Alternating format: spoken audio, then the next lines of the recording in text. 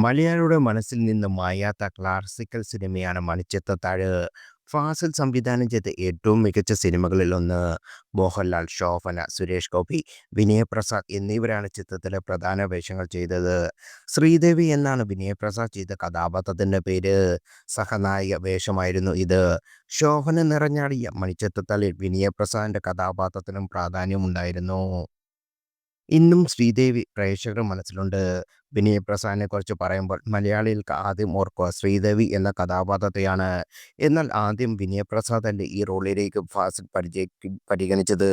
ഇതേക്കുറിച്ചാണ് ഇപ്പോൾ വാക്കുകൾ ശ്രദ്ധ നേടുന്നത്. മണിച്ചിത്രത്താഴിലെ ശ്രീദേവി എന്ന കഥാപാത്രത്തിന് ജീവൻ നൽകാൻ ആദ്യം സമീപിച്ചിരുന്നത് സിതാര എന്ന നടിയായിരുന്നു. നടൻ സൗബിൻ്റെ പിതാവായ ബാബു ഷാഗറാണ് ഫാസിലിൻ്റെ മാനേജർ. ബാബുവും ഫാസിലിൻ്റെ സഹോദരിപുത്രൻ സഹസംവിധായകനായ ഷാജിയും ചേർന്നാണ് സിതാരയെ പോയി കണ്ടതും കഥ പറഞ്ഞതും സമ്മതം വാങ്ങിയതും. എന്നാൽ സിതാര ചോദിച്ച പ്രതിഫലം മണിച്ചിത്രത്താഴിലെ നായികയായ ശോഭനയ്ക്ക് കൊടുക്കുന്നതിലും മുകളിലായിരുന്നു. അത് കൊടുക്കാൻ തയ്യാറല്ലാത്തത് കൊണ്ട് അവരെ ആ ചിത്രത്തിൽ നിന്ന് ഒഴിവാക്കി. ക്യാമറമാൻ വിപിൻ ദാസാണ് സിതാരയെക്കൊണ്ട് ഭീമമായ തുക ചോദിപ്പിക്കാൻ പ്രേരിപ്പിച്ചതെന്ന് പലരും പറയുന്നത് നമ്മൾ കേട്ടിട്ടുണ്ട്. പിന്നീട് അങ്ങോട്ട് ശ്രീദേവിക്ക് വേണ്ടിയുള്ള തിരച്ചിലായിരുന്നു. മോഹൻലാൽ തന്നെയാണ് വിനയപ്രസാദിനെ ശ്രീദേവി എന്ന കഥാപാത്രത്തിന് വേണ്ടി ശുപാർശ ചെയ്തത്.